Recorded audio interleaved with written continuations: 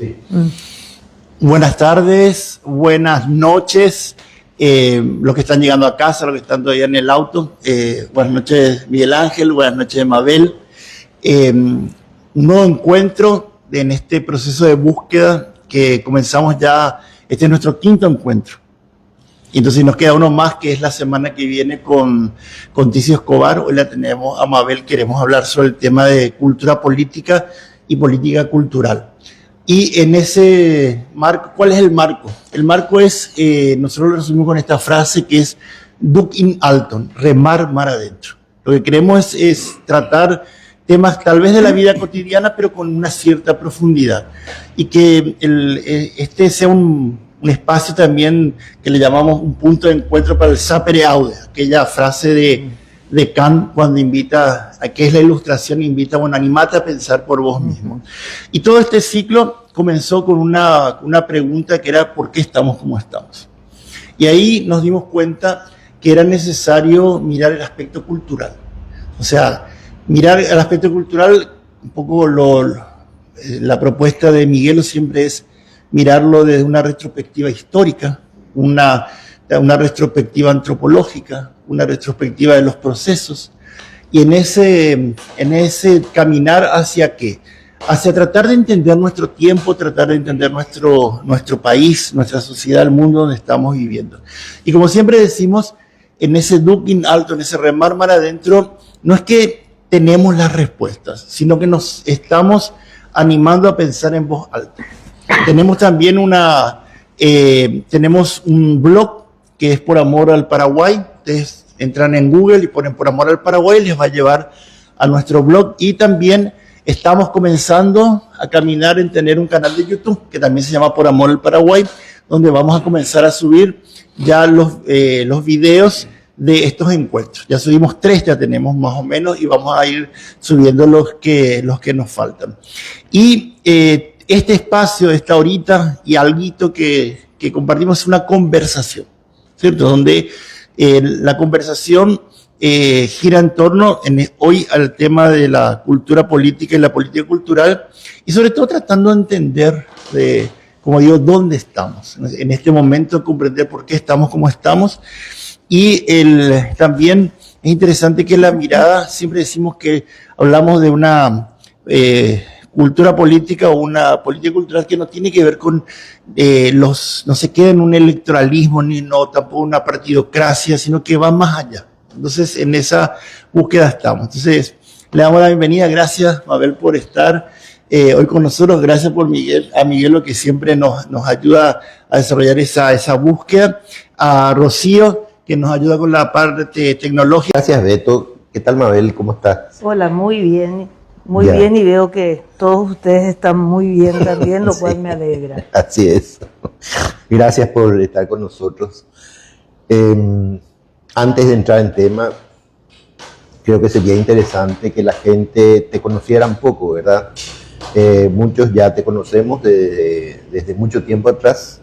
Otra gente querrá saber quién es Mabel Causarano. Así es que te pediría si puedes presentarte brevemente y explicarnos quién sos, qué haces, etcétera. Bueno, una pregunta dificilísima. Voy a decir qué hago, porque quién soy me resulta realmente complejo. Bueno, soy mujer paraguaya, madre de 2 hijos, abuela de 5 nietos, viuda. Eso es lo que soy, digamos, ¿verdad? Bueno, profesionalmente arquitecta, recibida y doctorada en Italia, donde hice toda la carrera. Volví a Paraguay después de casi 20 años de ausencia, ya casada con los hijos, con mi marido. Y bueno, inicié una inserción en un país que había dejado con una dictadura y volví encontrándome otra vez con la dictadura. O sea, estuve en los primeros años, recuerdo inclusive cuando Stroessner subió, recuerdo una ceremonia en el Panteón de los Héroes. Yo era una niña, me fui corriendo y me tropecé con Stroessner, ¿verdad? Sí, pues yo vivía a una cuadra de ahí, ¿no? Bueno, y nada, me fui en el 61, volví a finales del 80 y seguía todavía la dictadura. Vivía ya una época de un Paraguay totalmente desconocido. Fue una gran, digamos, estrategia astronista que no se hablara de Paraguay. Y entonces esa inserción se dio para mí también con un Paraguay desconocido, porque en ese interín muchas cosas habían cambiado. Entonces mi primera inserción, y que continúa hasta ahora, es en la Universidad Católica. Ya. En ese entonces había nacido la Facultad de Ciencia y Tecnología, acababa de inaugurarse, entré como docente y sigo hasta hoy allí. Me desempeñé en el sector público, un tiempo en la Contraloría General de la República, que fue a mediados de los 90, si bien recuerdo 96, 98, me tocó crear la Dirección de Control de la Gestión Ambiental, estaba Fretes Ventre en ese entonces.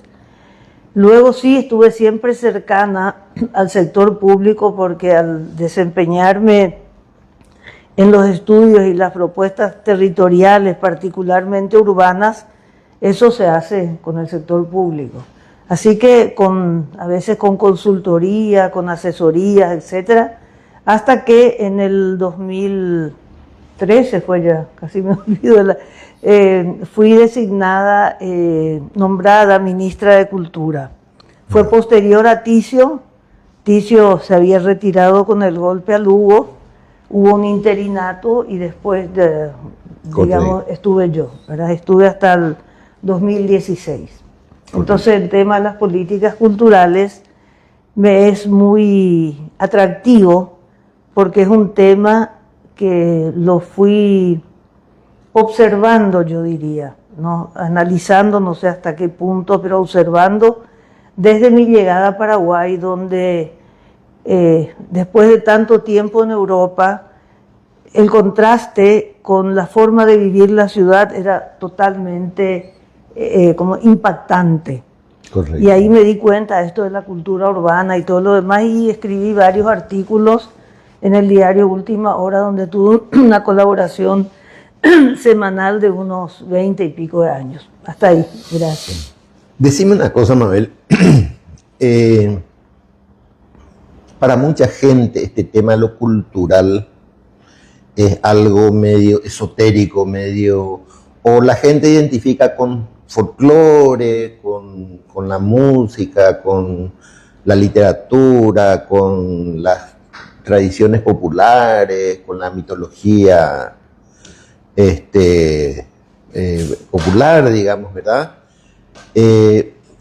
Pero cuando queremos hablar desde la perspectiva de lo cultural, parece que nos perdemos un poco, porque como no encontramos exactamente cuál es la perspectiva de lo cultural ahí entre la economía, la sociología, la historia, la antropología, las diferentes disciplinas que estudian la sociedad, las colectividades, etc.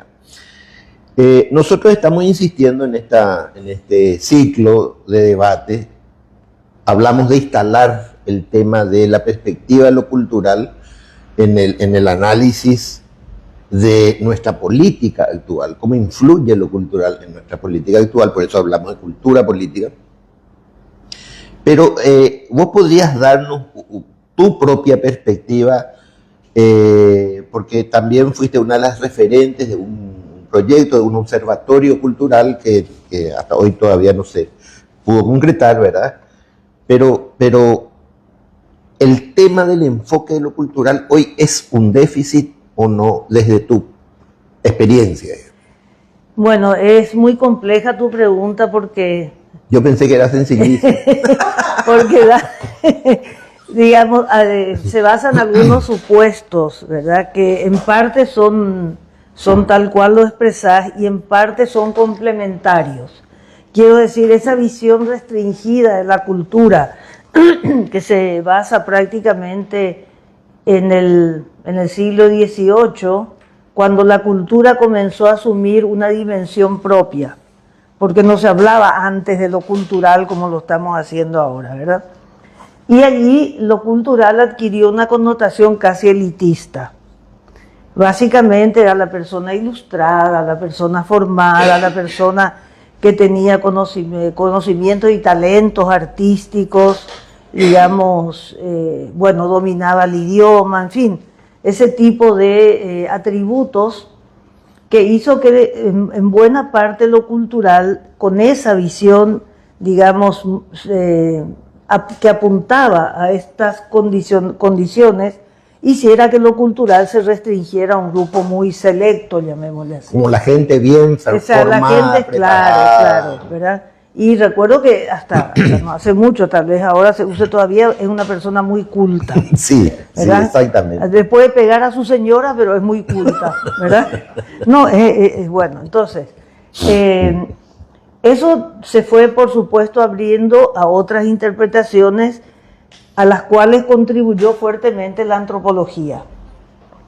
Entonces, lo cultural hoy día abarca todo eso que dijimos, porque las artes forman parte de la cultura, el patrimonio histórico es un bien cultural, las tradiciones, bueno, todo lo que ya sabemos forma parte de este espectro de lo cultural en sentido amplio, pero también las conductas, las formas como vivimos los espacios comunes, la forma como votamos, la forma como nos organizamos o desorganizamos, todo eso tiene que ver con valores y creencias en muchos casos. Expectativas, imaginarios. Exacto, culturales. Entonces, como bien decís, ¿cómo se actúa en estos casos? Y yo creo que para el común de la gente son válidas las dos interpretaciones, los dos enfoques, porque también nosotros paraguayos decimos, eso es nuestra cultura, tomar el tereré es nuestra cultura, ¿verdad? Comer chipa es nuestra cultura, enojarnos porque los argentinos llaman chocotorta, algo así, Sí. Enojarnos porque creemos que desconocen nuestra identidad es cultural. Nuestro guaraní es cultural, nuestro castellano, la forma como nos expresamos. Y en una perspectiva conservadora de la política, derechos, por ejemplo, no forma parte de nuestra cultura, género no forma parte de nuestra cultura, pero bueno, dejemos eso para seguir profundizando. Cultura-educación, ¿verdad? Exacto, que es algo exacto. bastante complejo, bueno, ya ustedes ilustrarán sobre eso. Lo interesante acá es que vos sugeriste un tema que es el que queremos profundizar un poco hoy también, que es la cultura política y la política cultural. Así que querríamos que desarrolles un poco tu propia perspectiva sobre ambos conceptos, sus relaciones y qué tiene que ver lo uno con lo otro, ¿verdad? Básicamente. Bueno, acaba de salir mi sesgo de urbanista, ¿verdad? Sí. Y así que me van a disculpar, pero no puedo hacer a menos de ello porque mi interpretación de los fenómenos sociales y de las políticas públicas tiene muchísimo que ver con las características de la población.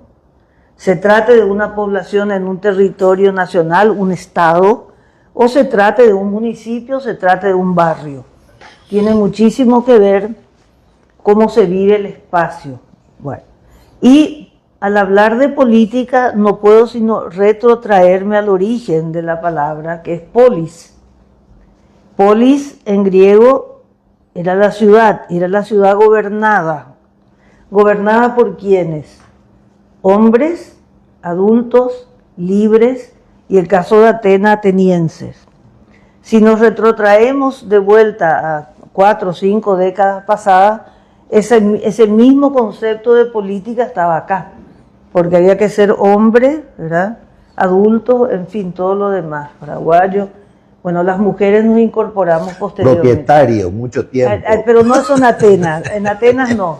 No, en Atenas hasta no. ser libre. Sí. Acá, digo. Sí, no, acá bueno. En fin, entonces el tema de la cultura política, desde mi óptica por lo menos, tiene mucho que ver con aquellos, también repetimos, ¿verdad? Aquellos valores y aquellas expectativas, por cierto, que inducen a la ciudadanía, a las personas como individuos y como colectividades muchas veces a determinados procedimientos que influyen fuertemente en las condiciones y calidad de vida de la mayoría. Porque se toman decisiones. ¿Podés ejemplificar un poco desde tu propia experiencia el significado de eso, digamos? Yo creo que eso va a ser muy interesante. Bueno, y la cultura política la estamos viendo estos días, la vemos todos los días. Vemos el tema de los discursos políticos, vemos las reacciones de las personas ante determinadas circunstancias, vemos qué pasa con las expectativas de candidaturas políticas, vemos cómo se organizan y desorganizan las iniciativas, vemos cómo determinadas afirmaciones son contradichas tiempo después, y sobre todo lo que vemos como cultura política es que no hay costos, por lo menos no suele haber costos por grandes errores, salvo, ¿verdad?, lo de Ciudad del Este en estos días, ¿verdad?, que es un costo político importante, sin duda, pero no es frecuente. Yo creo que lo más frecuente es que ocurran cosas graves a nivel de acciones que son ilícitas, por ejemplo, ilegales, pero cometidas por personas que están protegidas por con su condición económica, social, lo que fuere, ¿verdad?, política, y entonces, digamos, no hay ni siquiera reclamo en ese sentido, un reclamo serio, más allá de los memes, los chistes y lo que se dice en las redes. Generalmente tenemos esa manera de responder, es decir, como decía, existe la impunidad. No existe la impunidad en el ámbito de la respuesta humorística, por ejemplo, ¿verdad? La gente se burla, hace chistes, en fin, se ríe, hacen los TikTok, bueno. Y entre paréntesis, a veces es un humor muy simpático, por decir así, muy expresivo, muy creativo. Pero da la impresión de que nuestra gente está dormida, está callada. Ahora acaba de pasar esto que pasó, por ejemplo, que el Ministerio de Educación suprime, imagínate, suprime la palabra género de los materiales educativos. Suprime la palabra. Es una censura. Bueno, es una censura, bueno, en pleno siglo XXI. Y casi no se ve que eso le preocupe a la gente. Es decir, le preocupa a algunos sectores que entienden un poco más y qué sé yo. Pero no quiero centrarme en el episodio, quiero centrarme en lo que vos estabas diciendo, que es en la interpretación de fenómenos sociales. La perspectiva cultural ayuda a entender por qué no se produce esa respuesta, qué pasa con esa sensibilidad ciudadana, con la sensibilidad de la gente cuando hay una agresión de ese tipo, digamos. ¿Cuál es qué aporta la perspectiva cultural para entender qué está pasando, digamos? Bueno, yo no sé si eso alcance con comprender, ¿verdad? Yo creo que la antropología y la etnografía, etcétera, la sociología misma, la economía, por supuesto que pueden dar una serie de explicaciones, de causales, que convenientemente integradas nos pueden explicar por qué, por ejemplo, somos impuntuales, por ejemplo, ¿verdad? Y no solamente la impuntualidad no se castiga, al contrario se premia, porque quien llega puntual tiene que esperar al impuntual, y eso es cortesía, ¿verdad? Te vas a hacer eso en Japón y directamente ya no te reciben, ¿verdad?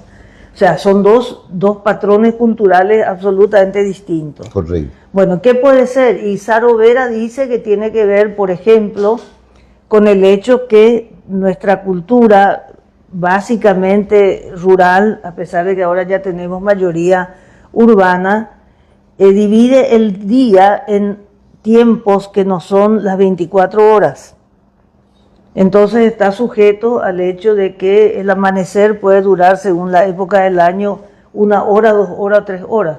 Entonces si te dice que va a venir mañana después del amanecer, vos le estás esperando a las 6, te llega a las 8 y para la persona... Los tiempos culturales no son los tiempos del reloj. No, y está en ese sentido uno entiende porque efectivamente el día no está dividido en 24 partes iguales. Correcto. Esa es ¿verdad? Una convención, no es igual, qué sé yo, las 3 de la mañana que las 3 de la tarde. Bueno, entonces por eso, y si uno no entiende eso se enoja, ¿verdad?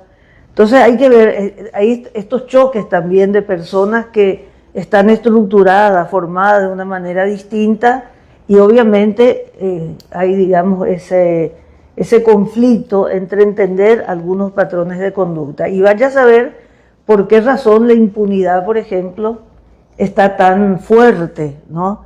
Y por qué la corrupción tiene tantas facetas que algunas inclusive nos pasan desapercibidas. Sinceramente, un ejemplo... Nada más, permiten que haga algo personal. Claro, bueno, claro, okay. Claro.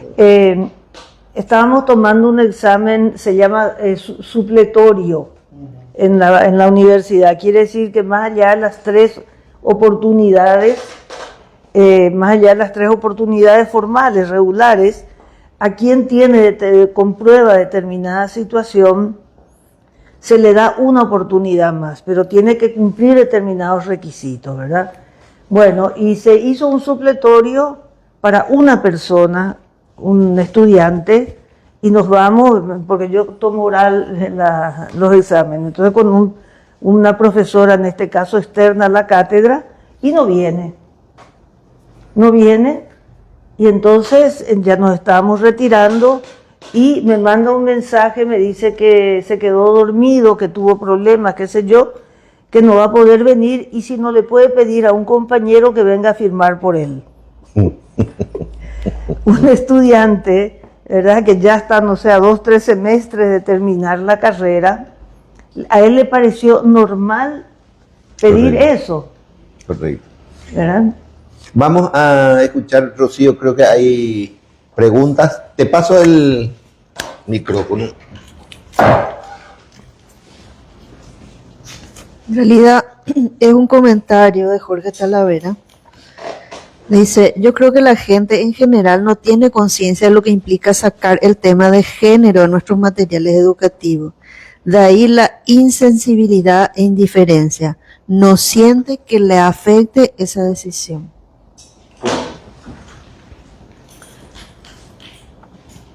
Beto quería intervenir.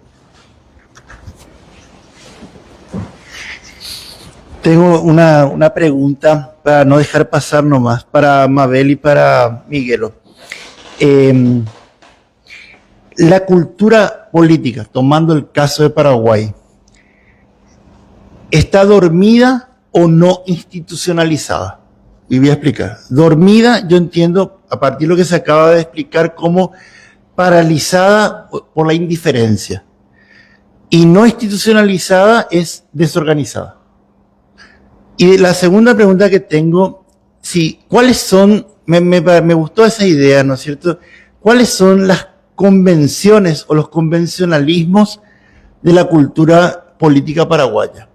Por ejemplo, yo entiendo como convencionalismo, a partir de lo que estaba comentando Mabel, el país de los amigos, algo habrán hecho por los desaparecidos, o los zurdos, ¿no es cierto? La cuestión de los zurdos son, qué sé yo, ateos, por algo por el estilo. Entonces, de vuelta, mi primera pregunta es, si, mirando lo que ustedes dijeron, si la cultura paraguaya, bueno, la cultura política, ¿se puede hablar que está dormida o que no está institucionalizada? Son para mí 2 procesos diferentes culturales, ¿no es cierto? Uno es indiferente, paralizada, y el otro es desorganizada. Y desorganizada porque no cree en la organización. Y lo último, ¿cuáles son las convenciones de la cultura política paraguaya que podríamos identificar? Espera un poquitito, te quiero hacer una aclaración antes. Cuando decís no institucionalizada, en la primera pregunta decís dormida o no institucionalizada. Claro. ¿Qué significa?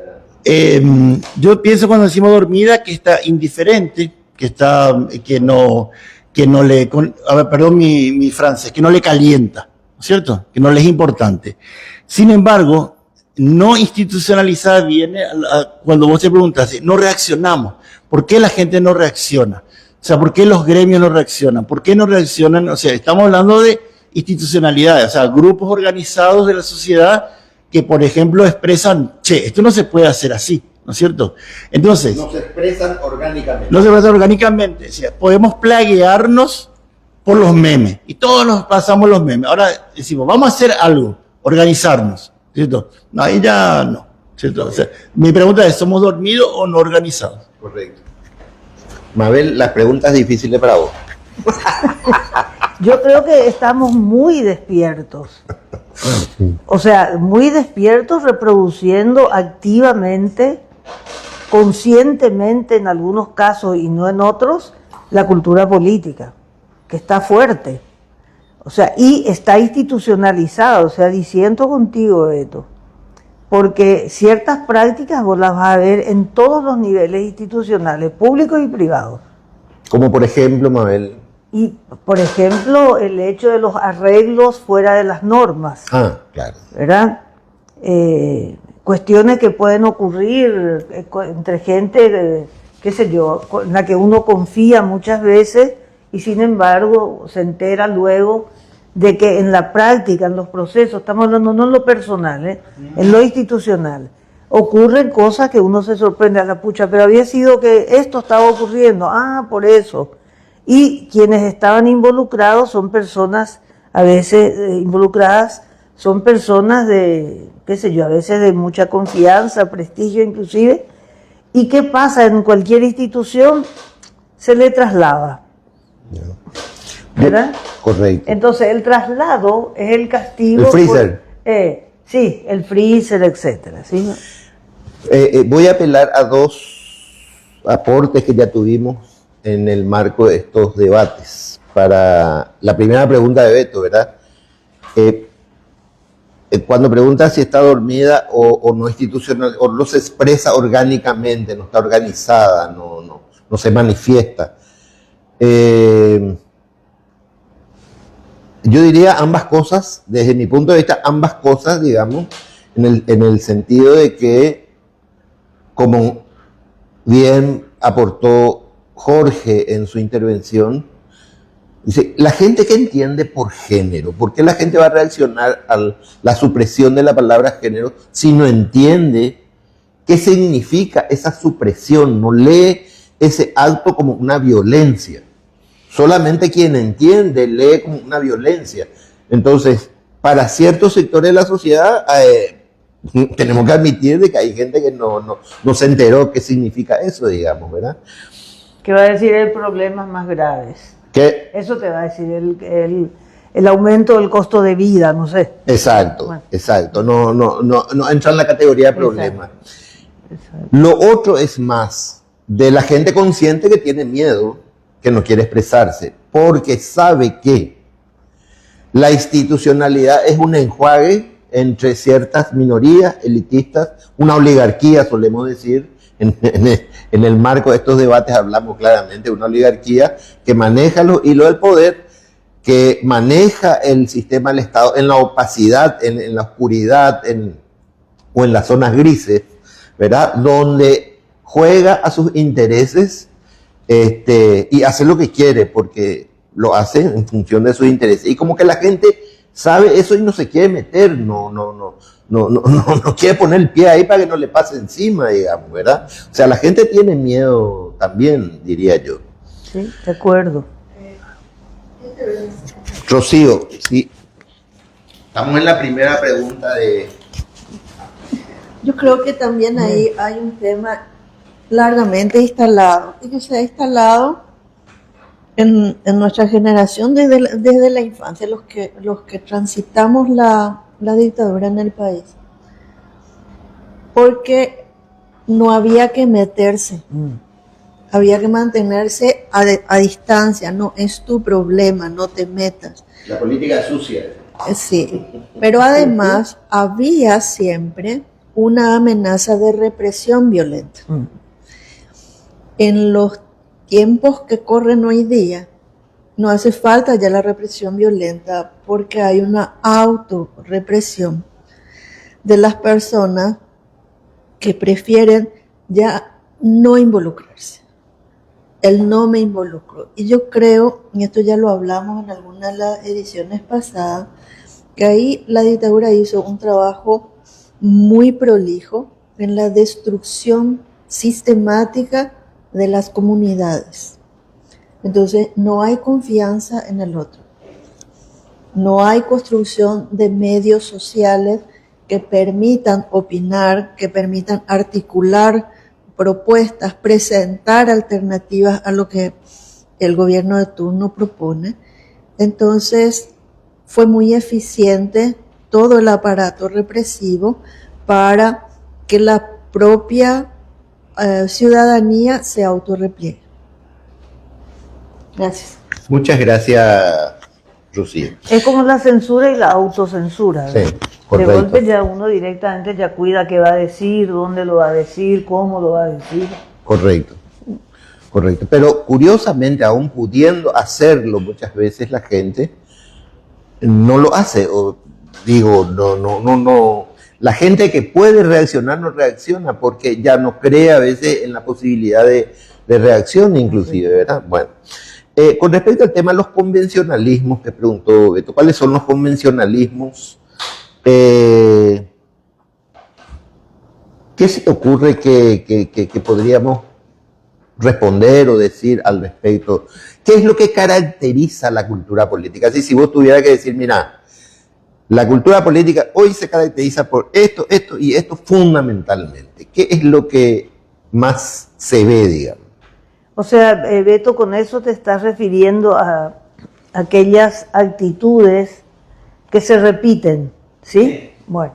Luego hablas de eso, vos utilizas el término de los convencionalistas. Sí. Las convenciones que existen, más allá de, digamos, eso como dijiste, lo de llegar tarde, lo de esas cuestiones así. Pero en la política, ¿cuáles son esos convencionalismos? Bueno, uno es suponer que los problemas se resuelven con leyes. Esa es una de las primeras... Tenemos leyes para todo. Sí. ¿No? Entonces, hay un problema y hagamos una ley. A pesar de que tenemos comprobado hasta el hartazgo que las leyes pueden no aplicarse y no pasa nada si no se aplican. No hay marchas, protestas, etcétera, ¿por qué no se aplicó la ley tal?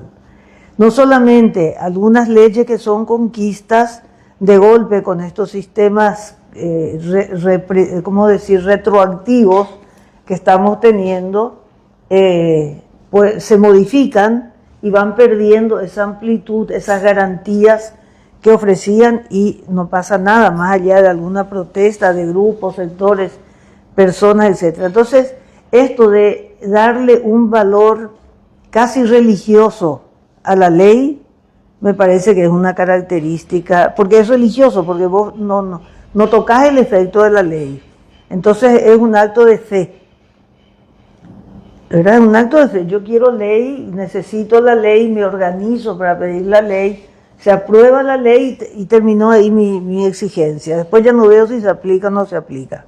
Y lo más probable es que no se aplique. Otra cosa, y esto, bueno, hablo siempre con el sesgo profesional, la planificación. Todo nos pasa porque no tenemos planes, porque improvisamos. Y sin embargo, si hacemos un recuento, estamos llenos de planes, que al igual que las leyes no se aplican, pero seguimos haciendo planes. Por ejemplo, esas son cosas, o sea, y ahí está entonces que el plan pues es la previsión, ¿verdad? Exacto. ¿Para qué uno planifica? Para prever, sí, para que no te tome tan de sorpresa, ya, ¿verdad? Algo, inclusive, qué sé yo, ya, salvo algunos fenómenos naturales, etcétera, muchas cosas pueden ser previsibles o entrar dentro del marco de lo que podría ocurrir. sí, bueno, nosotros no. Nosotros no nos gusta prever, no tenemos esa actitud, no sé si aptitud, pero esa actitud de pensar al mañana. Somos muy del presente. Pero nos dedicamos a elaborar planes para todo. Sí, no a elaborar nosotros, a contratar consultores sí. para que lo elaboren, porque Sí. son externos, pues ellos se van y después ya no ven si se aplica o no se aplica. Yo recuerdo ¿verdad? cuando estuvimos en el gobierno, justamente una persona me decía, en la Secretaría Técnica de Planificación hay planes por metro. ¿Cómo por metro? Y sí, por metro de documentos. Habían metros y metros y metros de documentos llenos de planes sobre cosas que nunca se hicieron. Así mismo. Yo participé una vez en un proyecto de elaboración de descentralización educativa. Sí, se quería llevar como la descentralización de la salud, también se quería hacer en educación. Participé en un proyecto y después me enteré que era el 5º proyecto de descentralización educativa que estaba financiando el Banco Interamericano de Desarrollo. Y los otros 4 estaban ya antes ahí, nunca nadie le dio pelota, digamos. Ahora, yo quisiera sumar a eso que vos decís otras 2 o 3 cositas así muy, muy características nuestras. El diálogo entre las élites. Los problemas políticos se arreglan en las conspiraciones, en los grupitos de los dirigentes, y después se le comunica nomás al populacho a ver lo que se va a hacer, ¿verdad? Y se le pide los votos. Voten por nosotros, que acá nosotros ya sabemos lo que vamos a hacer. El diálogo, fíjate que el parámetro de diálogo que hay hasta hoy, de equilibrio del poder que hasta hoy está vigente, es el famoso esquema de Wasmosy del coteo, digamos, ¿verdad? Coteo de la Corte Suprema. La famosa gobernabilidad. El famoso pacto de gobernabilidad, ¿verdad? que es repartirnos. Bueno, los colorados son más, entonces ellos van a llevar tantos cargos, los liberales son un poco menos, entonces van a llevar tantos cargos, y el resto del mundo... Que en otros países funciona. Pero bueno, funciona cuando hay una conciencia ciudadana que respalda eso. Y un régimen parlamentarista. Y un régimen parlamentarista. Bueno, acá tenemos un régimen parlamentarista Sí, que es un desastre, digamos, ¿verdad? Sí, pero irresponsable además. Pero el problema es que está la ciudadanía detrás de eso. Es decir, son 5 ñatos, 10 ñatos que pactan, acuerdan y hacen lo que creen que tienen que hacer, ¿verdad? Ese es un rasgo, un convencionalismo muy propio de nuestra política. El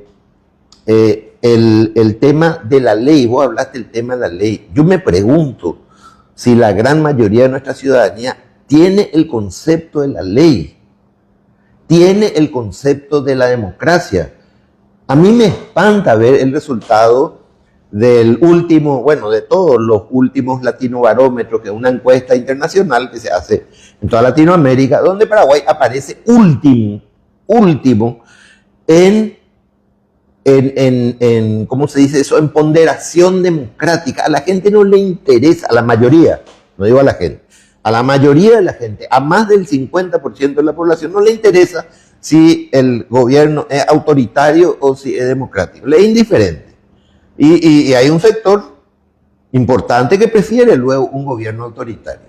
Los paraguayos necesitamos mano dura, porque es como decir, no somos, no tenemos conciencia de la norma, necesitamos al papá que nos meta el cinto o la zapatilla para enderezarnos, ¿verdad?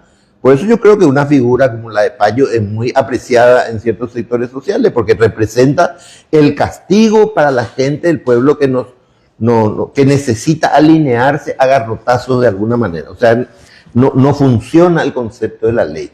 Y eso vos manejás, vos ves en el tránsito, en la ciudad, ¿verdad? Ves en la fila del supermercado, ves en cualquier lado la prepotencia, la falta de respeto hacia el otro, ¿verdad? Es una característica muy propia de nuestra cultura política. Juan Bautista Rivarola Mato solía decir que en Paraguay daba gusto mandar, pero sobre todo daba gusto mandar con abuso. Porque van Pero de la sí, mano. Así mismo, sí, Beto, quería decir algo. Me parece súper interesante de vuelta este tema de las convenciones culturales políticas. Entonces mi pregunta es, estas convenciones, ¿cómo se construyen, cómo se constituyen, cómo llegan a convertirse parte de lo cotidiano? Porque convenciones yo puedo entender como un pacto, hay un acuerdo entre partes, o como costumbres, hacer de una forma determinada, reiterada veces. O sea, digamos que el diccionario de la Real Academia dice de las dos maneras. Entonces, mi pregunta es si esta, y voy a explicar por qué.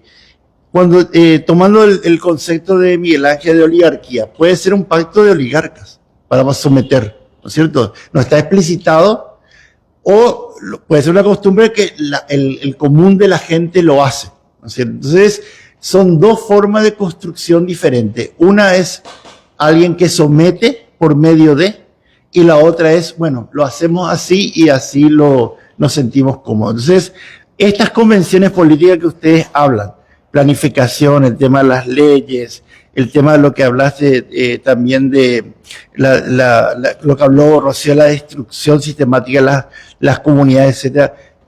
¿Cómo se llega a esas convenciones? Pregunto por qué no sé. Mabel, no, Mabel. No, yo quisiera que me definan oligarquía. ¿Cómo? Que definan a qué llamamos oligarquía acá.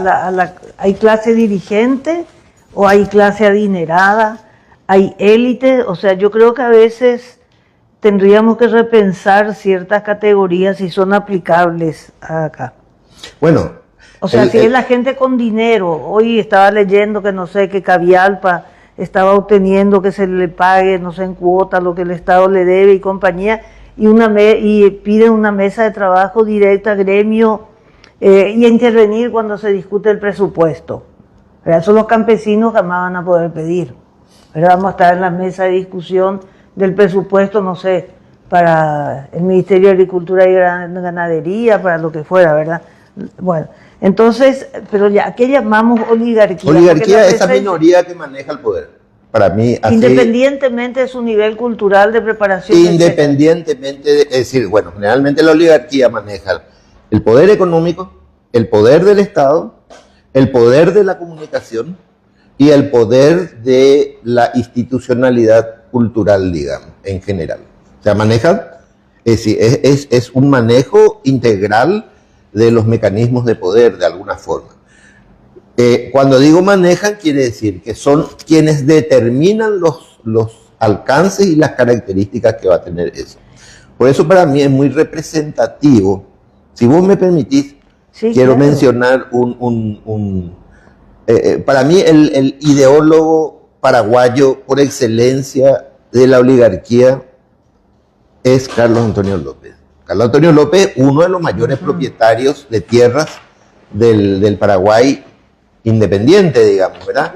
Que viene de la colonia. Eso, y quiero mencionar ese concepto que estuvimos trabajando acá, que es el de la colonialidad o del pensamiento sometido al poder del conquistador, que es lo que de alguna manera se viene reproduciendo históricamente. Carlos Antonio López tuvo una polémica con el Congreso, o sea, con sectores del Congreso en 1854, porque había gente que quería liberalizar más el país.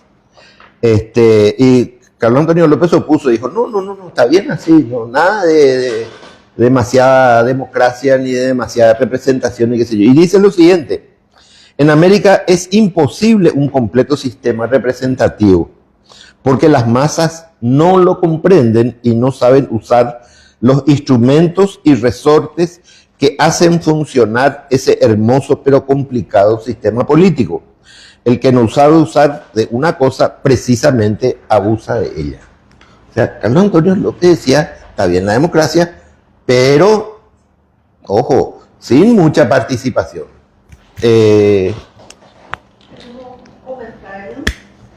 Perdón.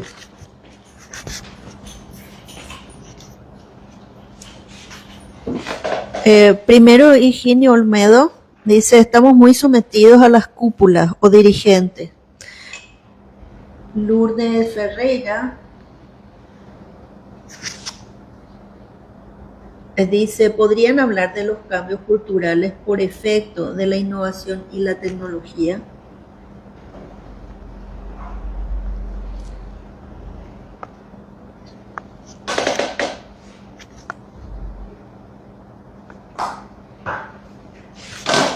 Ya. Ok.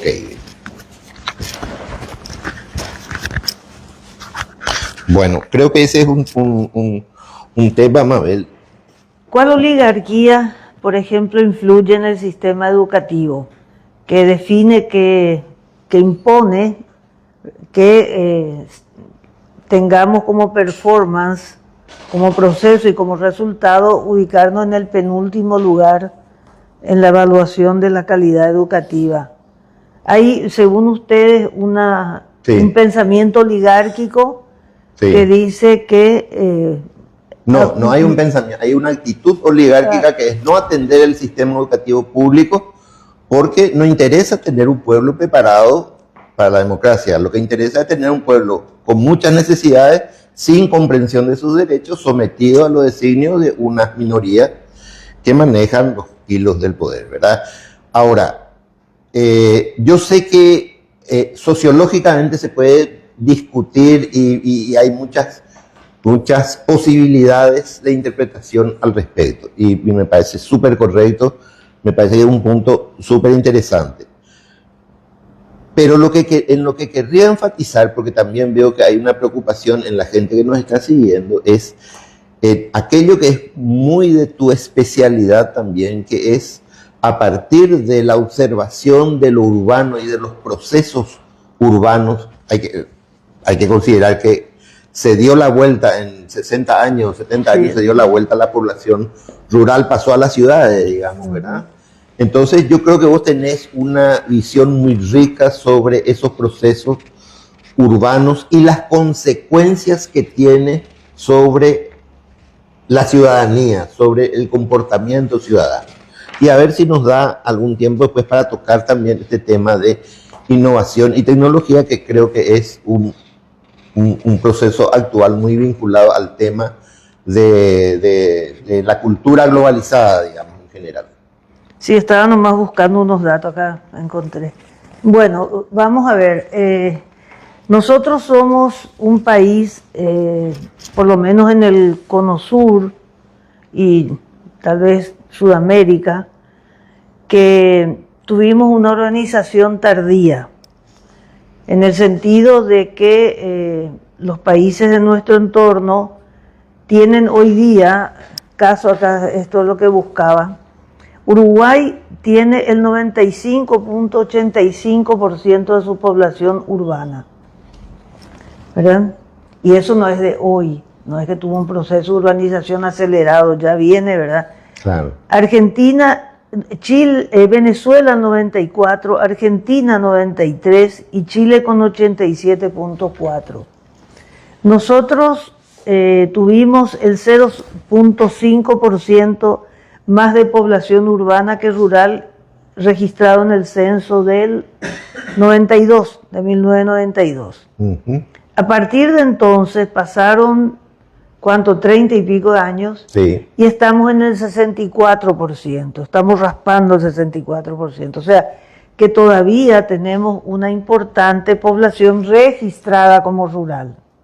Ahora, al margen nomás, el Instituto Nacional de Estadística está viendo si reconfigura su registro de lo que es urbano y lo que es rural. Sus categorías de diferenciación. Exacto. Bueno, y está haciendo todo un trabajo muy interesante. En estos días, talleres y compañía, me tocó participar en uno la semana pasada, muy interesante realmente, porque ya esto de lo rural comienza a tener matices fuertes, ¿verdad? Muy marcantes, porque cuán rural es alguien que vive en Itá, por ejemplo, produce frutas, verduras que llegan al abasto, etcétera, pero tiene celular, tiene computadora, se mueve en moto, ¿verdad? Pero tiene producción primaria, ¿verdad? O bien cómo eso está registrado en el respectivo municipio, que por ejemplo tiene áreas que ya no tienen uso rural, pero no están edificadas, sí están loteadas. Ujú. Entonces hay toda una serie de cuestiones que muy probablemente nos digan que ya hay una población urbana más que ese 64%. Exactamente. ¿Verdad? Ujú. Bueno, ¿y qué cambia? Y cambia muchísimo, porque lo urbano es fricción. Lo urbano es tener siempre en cuenta que existe el otro o la otra, que no está solo, ¿verdad? Aislado, ¿verdad? A lo sumo con una radio, ¿verdad? No, vos tenés que tener en cuenta todo el tiempo de que hay otras personas. Si querés escuchar poner la radio a todo volumen, tenés que pensar que hay un vecino si vivís en un departamento, o sea que hay reglas, que hay normas, y ni hablar del tránsito más allá de cómo nos comportamos. La generación de residuos, la disposición final que se hace con eso, esos temas no te planteas en el campo, No. ¿verdad? No. Bueno, ¿cómo nos ajustamos a eso? Y acá hay dos respuestas que tenemos. Una es muy lentamente, si vemos nuestras ciudades, cómo nos comportamos en el tránsito, cómo mantenemos las veredas o no las mantenemos, etcétera. Pero otra que es muy rápidamente cuando emigramos. Al día siguiente ya olvidamos todos los hábitos tan identitarios, por llamarlo de alguna manera, nuestros, y nada, hasta cambiamos la forma de hablar, adquirimos acentos raros, ¿verdad? Entonces tenemos... Nos adecuamos a las normas. Nos adecuamos rapidísimamente, y mi interpretación muy básica y primaria es que porque ahí hay reglas, que hay que cumplirlas. Entonces, eso que dijo Carlos Antonio López, si lo transferimos a que las reglas se cumplen, probablemente tenía razón el primer presidente constitucional. En ese sentido, ¿por qué? Porque si no se van a aplicar las reglas, desde luego que la población no va a poder aprovechar las oportunidades que lo urbano ofrece. Porque al no tener obligaciones, tampoco reclama derechos con fuerza. Porque no existe un sistema donde solo los niños tienen derechos y no, ¿verdad? Claro. Pero después de ahí para adelante ya comenzamos a tener muchas veces hasta más obligaciones que derechos, ¿sí? Si pensamos en nuestras vidas privadas y qué sé yo, ¿no? Entonces pienso que esa urbanización tardía y esa falta de ajuste entre el sistema, podríamos llamarle organizativo del territorio, que ni la propia Constitución, y que nos piden los constitucionalistas, entendió, crea una figura que es la gobernación, que realmente es ¿cómo decir? Otro fetiche, es un fetiche, que cuesta caro. Bueno, y lo crea de una manera que desde luego no puede servir para algo porque no tiene autonomía ni tiene autarquía, a pesar de que tiene autonomía política, eso sí, en el sentido de que se eligen ¿verdad?, sus autoridades, pero no tiene autonomía legislativa, o sea, su normativa. Lo que diga la gobernación, al municipio le puede entrar por acá y salir, que es lo que ocurre luego, ¿verdad? Porque no es obligatorio, o sea, las disposiciones, resoluciones o los instrumentos normativos, entre comillas, que pueda elaborar y publicar una gobernación no son imperativos para las municipalidades.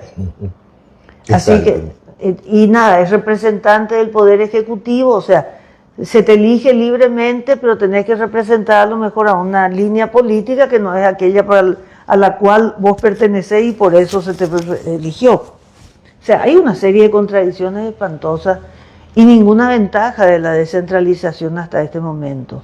¿Qué tiene que cambiar, Mabel, para que pueda darse una mayor participación, un mayor involucramiento de la ciudadanía, una mayor conciencia en primer lugar, porque desde ahí empezamos el problema, digamos, de la necesidad de una conciencia mayor de lo colectivo, de lo público, de interés y de compromiso con lo público.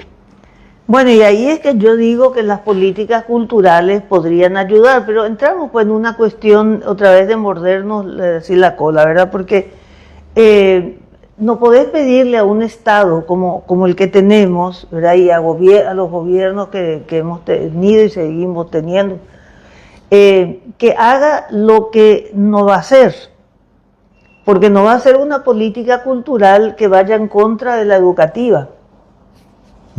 No va a ser. Una política cultural que, digamos, preserve la diversidad cultural, preserve las identidades, promueva políticas culturales, porque puede haber una que es a nivel, ¿verdad? Pero después las gobernaciones tendrían que tener la propia, las municipalidades idem. Leer, por ejemplo. Leer podría ser una política cultural nacional. Leer, claro, leer, entender, comunicarse. Podría ser parte de una política cultural nacional muy fuertemente potenciada por el gobierno y por todo el sistema del Estado, digamos. Leer, pero no hay interés. Leer libros que muy probablemente, si seguimos como estamos, van a estar en el índice, porque nosotros ya estamos camino a eso, ¿verdad? ¿En qué sentido? Y que ya haya lecturas prohibidas. ¿Se acuerdan que Riera amenazó quemar libros, etcétera? En los Estados Unidos sí. Que en los Estados Unidos se hizo, sí, no, y hubo épocas, ¿se acuerdan que a las estatuas se les cubrían las partes íntimas, etcétera? Bueno, y sí, ciertas cosas son cíclicas, evidentemente, ¿no? Correcto, hay una pregunta o una intervención. En esa línea que ustedes están conversando, dice Luis Martínez, prohibiendo esta palabra, que se refiere a la palabra género, que se comentaba más atrás, prohibiendo esta palabra soluciona sus males. Estaría bien si vivíamos en la época medieval, quemaríamos a cualquiera que se atreva a usar esta palabra. Y es un poco lo que discutíamos más temprano, no solamente a quien use esta palabra, Luis, sino al que tenga género diverso. Estamos muy cerca de empezar a perseguir a estas personas de vuelta en la sociedad. Guay que alguien diga dentro del sistema educativo que es homosexual. Y si fuera un profesor el que lo dice, o una profesora, Dios me libre y me guarde, digamos. Sí van a quemarle posiblemente. La gente esta que está suprimiendo la palabra género va a tender a incinerar en plaza pública, digamos. No hay plaza pública ya porque están todas enredadas. O sea, no sé a dónde le vamos a llevar. Con barandas y... Sí, ya no hay. Se acabaron las plazas. Y eso tenemos para quemar a la gente, ¿verdad? Bueno, tenemos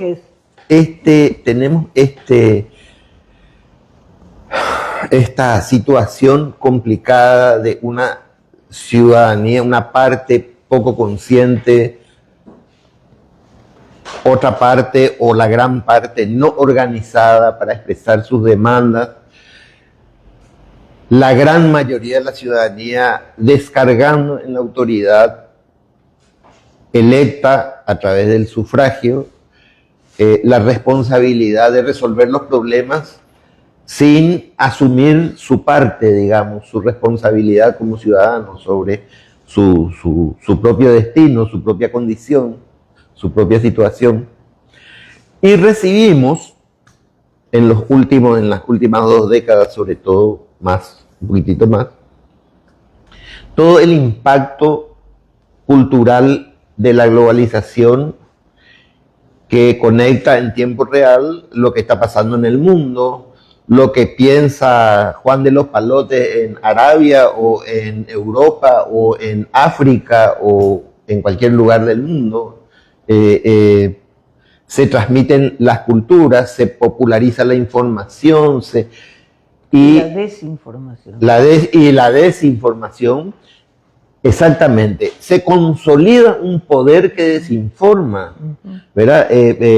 Vimos hace poco tiempo esta película que creo que se llama El Gran Hackeo, cómo se maneja inclusive el tema de las elecciones. Se manejó en el 2016 la elección de Trump, se manejó el Brexit en Gran Bretaña, ¿verdad? Se manipuló los resultados electorales desde el Facebook, usando los datos del Facebook a través de la manipulación digital. Bueno,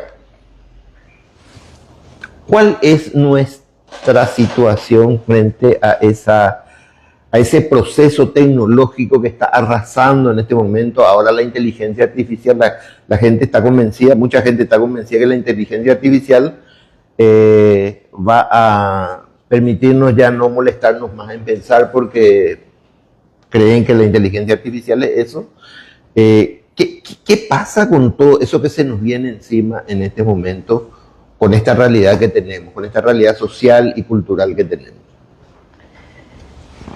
Es harto difícil contestar en un tiempo que nos permita no aburrirle. No importa, ensayemos un... Bueno, vamos a ver.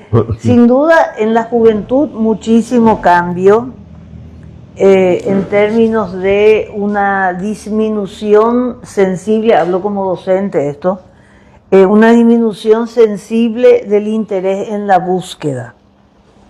¿Por qué razón? Porque todo está servido en bandeja. Y eso permite que, digamos, los estudiantes, pero también los cursantes de maestría, etcétera, no es solamente los de grado o pregrado, como le dicen. Pero uno se da cuenta perfectamente en el momento que exponen que no están entendiendo lo que captaron de la inteligencia artificial. Bueno, y ahí hay que recurrir, pero eso ya es otro tema, yo creo que podría ser para el futuro. Correcto. Les invito a que realmente se trate este tema de la enseñanza y el aprendizaje a partir justamente de estos nuevos instrumentos que son fantásticos, ¿verdad?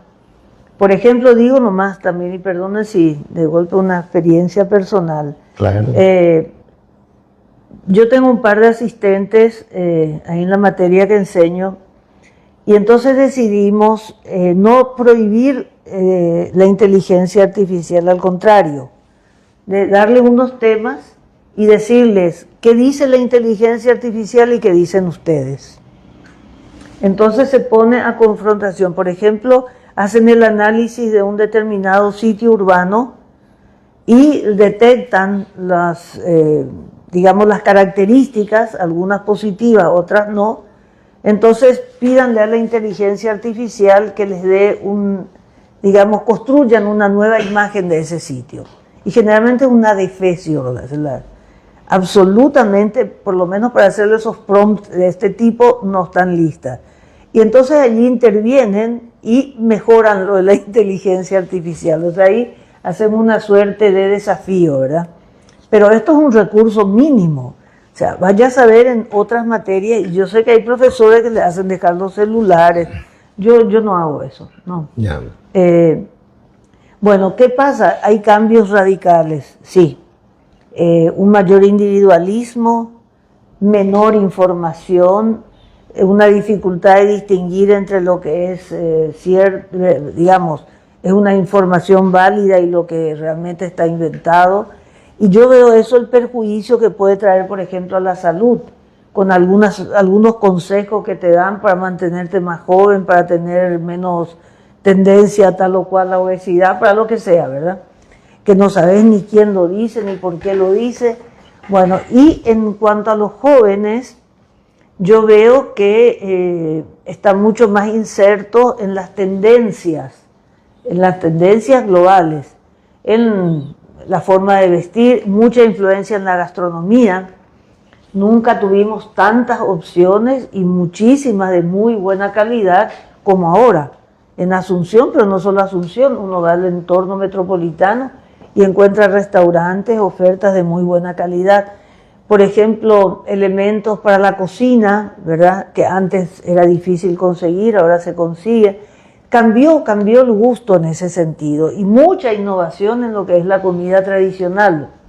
Correcto. Entonces, chipas, mbejú, etcétera, de 1000 gustos, que creo que eso estimula, ¿verdad? Porque genera, primero, la creatividad, segundo, actividades comerciales, en fin, empleo, etcétera. Yo creo que sí. Creo que sí. Ahora, no pretendan hablar de algo que no sea una cuestión así muy inmediata de la moda de algún grupo musical Exacto. o cosas, pues no hay forma. Exacto. No hay forma y no encontramos tampoco la forma de que interese, porque seguimos con los mismos discursos, los mismos métodos que emplearon cuando estudiábamos, Exacto. Yo creo. ¿verdad? Entonces, Yo creo que a una minoría consciente, preparada, le ayuda, digamos, todo eso. Le es como una cosa muy positiva. Pero yo parto de la base del concepto de la herramienta. La herramienta es una herramienta. así es. Y la herramienta requiere un pienso. Un martillo no funciona solo, no clava solo un clavo, digamos. Tiene que haber una destreza, una capacidad para poder manejar esa herramienta. Y yo creo que todo esto de la innovación tecnológica, la inteligencia artificial y compañía, tiene mucho de mágico hoy, como que es capaz de solucionar una serie de problemas, pero en realidad si no hay un conocimiento, una comprensión, una destreza, una preparación para manejar eso, no sirve para nada, es decir, realmente no va a arrojar ningún resultado. Y me recuerda mucho al tema de las computadoras, de las campañas para meter computadoras en las escuelas y compañías.